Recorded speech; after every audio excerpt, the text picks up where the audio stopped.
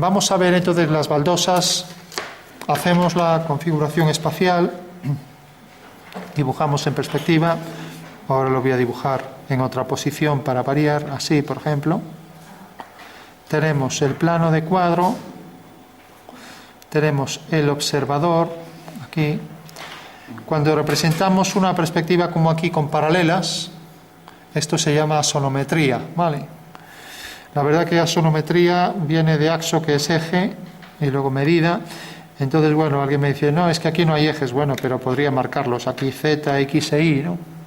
Entonces, aquí lo hago en asonometría porque la asonometría es más fácil de dibujar que en cónica, ¿no? Si hago esto en cónica, pues tendría que fugar y hacerlo así, ¿no? Lo cual creo que no facilitaría mucho las cosas, ¿no? Entonces, bueno, hacemos esto en asonometría y luego ya pasamos a cónica. Disculpa, ¿qué pusiste ahí en letritas? Arriba de todo. Aquí. Aquí.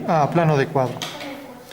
Y esto plano geometral, ya sabéis, plano de cuadro es el plano del dibujo y plano geometral el del suelo donde se apoya el observador. El observador tiene cierta altura que va a definir en esta perspectiva que tiene el PC y el PG perpendiculares, ¿no? Y aquí, por ejemplo, está la posición del observador V, aquí estaría el ojo del señor. Entonces V con su proyección ortogonal al cuadro, que es el punto principal, ¿vale? Entonces el señor se coloca aquí. Y esta es la altura del punto de vista, ¿vale? O sea que el señor tendría aquí la cabeza, aquí el torso, aquí las patas, etc. Bueno, pues esta es la representación tridimensional y ahora lo que íbamos a hacer era, en posición oblicua, un conjunto de cuadrados que definen ahí un embaldosado, ¿vale? Entonces tenemos los cuadrados, imaginamos aquí, por ejemplo, así. Son cuadrados. Vale. Entonces, ¿cómo verías este señor estos cuadrados? Esa sería la pregunta, ¿vale? O sea que esto está ahí detrás en ese plano y se trata de saber cómo lo vería el señor. Para entenderlo mejor, hasta podríamos hacerlo como un damero alternando tonos oscuros y claros, ¿no?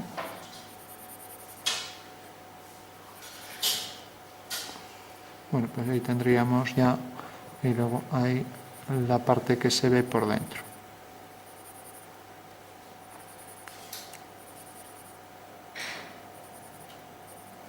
Bueno, pues vamos a ver cómo vería el señor eso que tenemos ahí. Entonces recordad, para hacer cualquier línea, vamos a hacer, por ejemplo, esta línea la llamaremos A. Por el punto de vista hacíamos una paralela a esa línea y teníamos ahí la fuga de A, mientras que aquí teníamos la traza de A. Bueno, pues la perspectiva de esa línea era esta, ¿vale? Nada más que eso. Eso era lo único que había que hacer con todas las líneas, ¿no?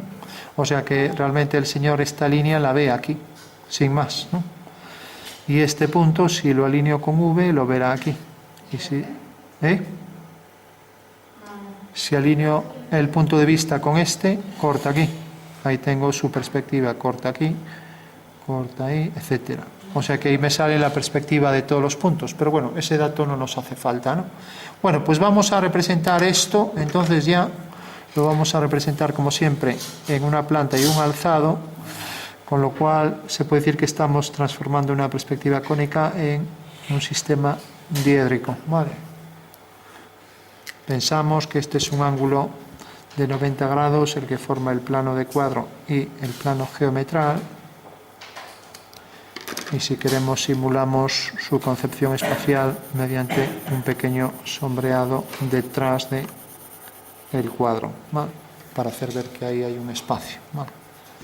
Y esto también hace ver que por ejemplo, que se refleja hacia ahí abajo. Pues ponemos esto un poco más oscuro. Lo de cálculo de sombras y reflejos ya es un tema que veremos más adelante, ¿no?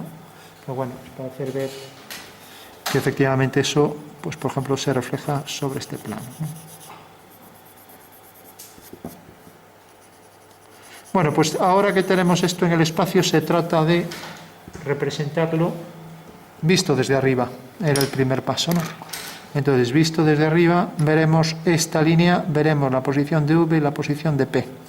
¿Vale? Bueno, pues ya lo hacemos desde arriba. Una línea horizontal.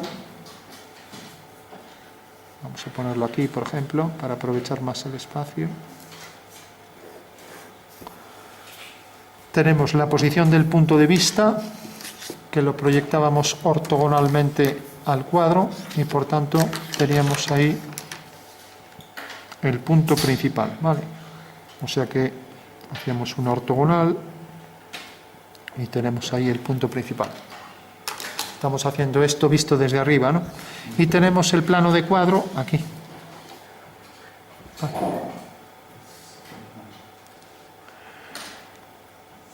Bueno, por último, en planta, pues teníamos una cuadrícula, ¿no?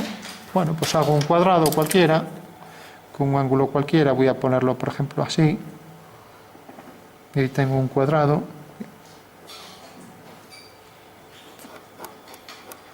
vale, vemos que tiene un vértice ahí, entonces puedo hacer primero la perspectiva del cuadrado y luego hacer los demás, ¿no? Primero hago uno y luego empiezo a hacer todos. Entonces, si hago los demás, pues sabemos que aprovechando este cuadrado, pues seguirán todos pues la misma dirección para sus aristas, etcétera, ¿no?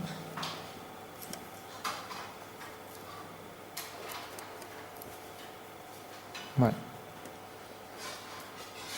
esto tendría que ser la continuación para hacerlo bien. Bueno, ahí tengo varios cuadrados, o sea que aquí tendríamos la línea que genera estos cuadrados, la que genera los siguientes, etcétera.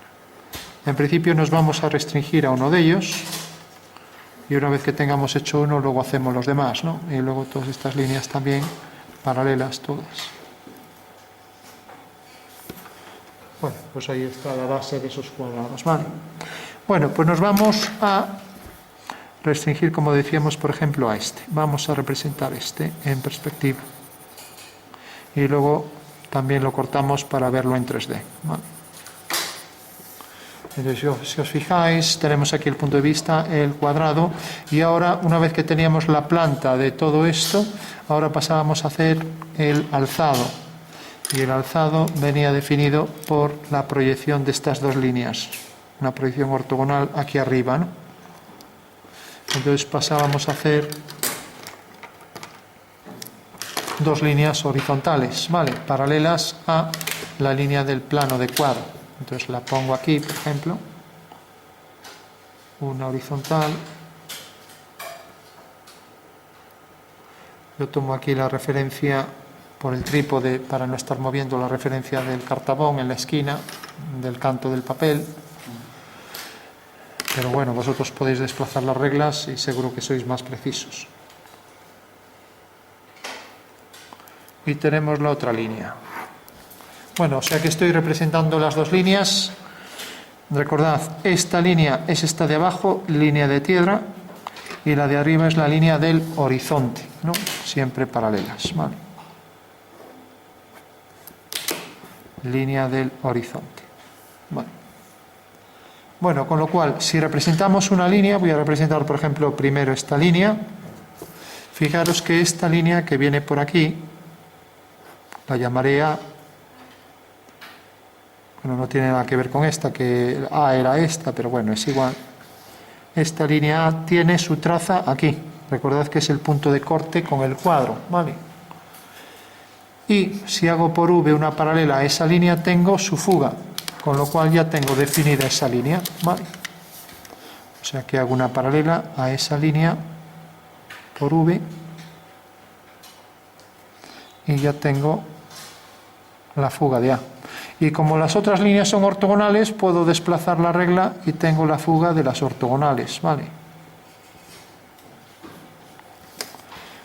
O sea que esto será de 90 grados. Esto será la fuga de A. Y si esta es la línea B, pues esto será la fuga de B, ¿vale? Fuga de B. O sea que en realidad he hecho dos paralelas a los dos lados del cuadrado, nada más que eso. Bueno. Y tengo que la traza de A y la traza de B pasan las dos por este punto, es el mismo. Entonces ya puedo poner coincidente, que son esos tres palitos paralelos, horizontales, con traza de B. Vale. Bueno, pues ¿qué tengo que hacer ahora? Las fugas las subimos al horizonte y la traza a la línea de tierra. Y ya tengo esas dos líneas, ¿vale? Entonces, mediante ortogonales, subo traza a línea de tierra. Y fuga a línea de horizonte. Siempre es lo que voy a hacer con todas las líneas. Fuga a línea de horizonte. Por lo tanto, la perspectiva de A y B salen de este punto y van a esos dos. Y ya tengo la perspectiva de esas dos líneas, ¿vale? Bueno, ¿se entiende? Sí. Fijaros que si, por ejemplo, hago esta otra línea, C es paralela a A, tiene aquí la traza. La fuga va a ser la misma, solo tengo que subir la traza y ya la puedo trazar. Con lo cual levanto una vertical y subo hacia ese punto. Sí, fijaros que C, si la continúo, corta aquí, al cuadro, ¿no? Es la traza de C, como siempre la traza la subo aquí, ¿vale? Mientras que como es paralela a, tiene la fuga en el mismo punto. Entonces es este punto, lo 1. Como todas son paralelas estas, pues todas tendrán la fuga aquí, ¿vale? O sea que si hago la siguiente, pues también tendrá la traza aquí, subo la traza y tendrá la misma fuga. Vale.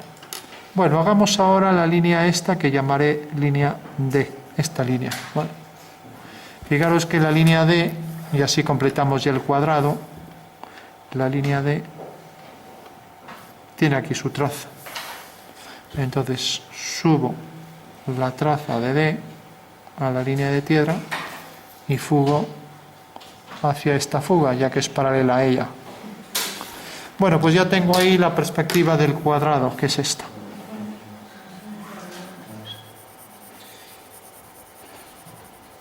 Vale. Bueno, alguien me dirá, pues es que no parece un cuadrado. Bueno, ¿de qué depende eso? ¿De qué depende que no parezca un cuadrado? Pues depende de lo siguiente. Fijaros que este señor considero un cono cuyo vértice está en su punto de vista, entonces dibujo el cono. El cono tiene aquí la base y viene por aquí. Es un cono de visión que debe abarcar unos 60 grados, ¿no? Todo lo que salga de ese cono cada vez hace que se distorsione más. O sea que si él dibuja un cuadrado que está en esta esquina y lo dibuja en el papel, va a salir muy distorsionado, ¿vale? Eso lo habéis visto en algunos cuadros como el de Holbein, que dibuja en el cuadro, veis, lo conocéis, hace una figura así alargada. Bueno, pues es una anamorfosis. O sea, hay una distorsión angular que lo que está muy lateral, cada vez nos alejamos de la zona del punto principal, cada vez se distorsiona más. Entonces no debemos salir de ese cono de 60, por lo tanto el ángulo de 60 me lo da el cartabón, lo coloco aquí, así centrado, y entonces la circunferencia, todo lo que salga de este espacio va a distorsionarse cada vez más. Bueno, vamos a completar los cuadrados. Entonces, si os fijáis, lo único que tengo es que subir todas las trazas aquí e ir subiéndolas hacia arriba y nada más que eso, ¿no? Y se acabó el ejercicio. Entonces tengo el siguiente, viene por aquí. Bueno, y como estas líneas son paralelas y están cortadas por una secante, podéis verificar que esta medida es igual que esta, etcétera, ¿no? Igual que la siguiente, o sea que no haría falta dibujar todo, con lo cual las podemos colocar aquí. Mientras que todas estas también son iguales, no iguales a las anteriores, ya que tiene cierto ángulo, ¿no? Entonces las podemos colocar aquí. Eso quiere decir que, igual que las colocamos aquí con compás, todas las de este lado también las podemos colocar aquí con compás. Y de esta manera nos va a salir muy rápido el embaldosado, ¿no? Entonces prolongo esta línea y completo la cuadrícula tomando estas dimensiones. Recordad que todas estas son paralelas y al cortarlas por una secante todas las medidas son iguales y estas también, pero como el cuadrado está así y este ángulo es mayor que este, pues necesariamente esta medida va a ser mayor que esta, ¿no? Bueno, completamos, tenemos esta medida aquí y aquí hasta este punto. Bueno, pues ya podemos hacer la cuadrícula al completo, ¿no? Entonces cogemos estos puntos.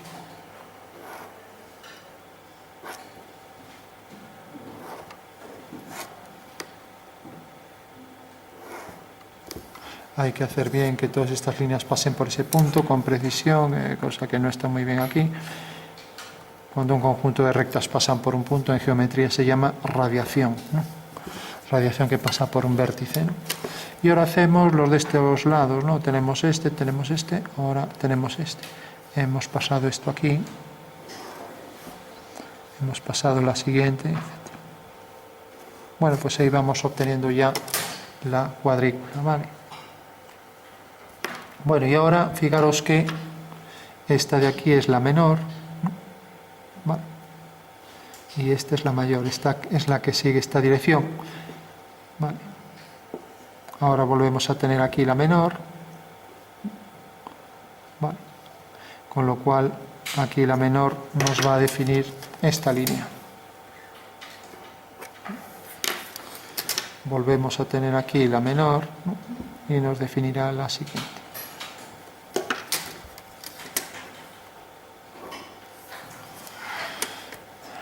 Vale. Bueno, pues esa sería la cuadrícula. Recordad que todas estas que vienen por aquí tienen esta medida.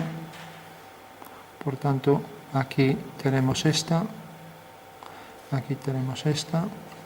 Pues a estas las voy a marcar distintas con un círculo para no equivocarme.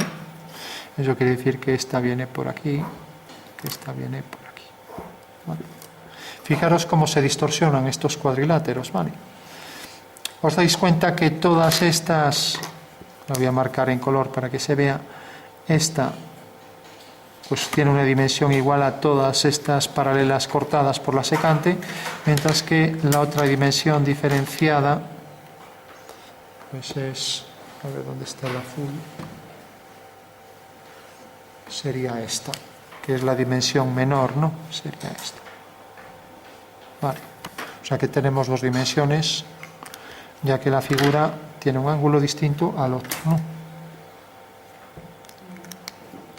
Bueno, pues ya podemos hacer todos los que son alternos unidos por el vértice, pues del mismo color, ¿no? Y lo mismo aquí. Ahí tendríamos ya la cuadrícula, ¿no? Que tiene que coincidir con esto, ¿no? Vale. Entonces tenemos la siguiente, el siguiente cuadrilátero es este.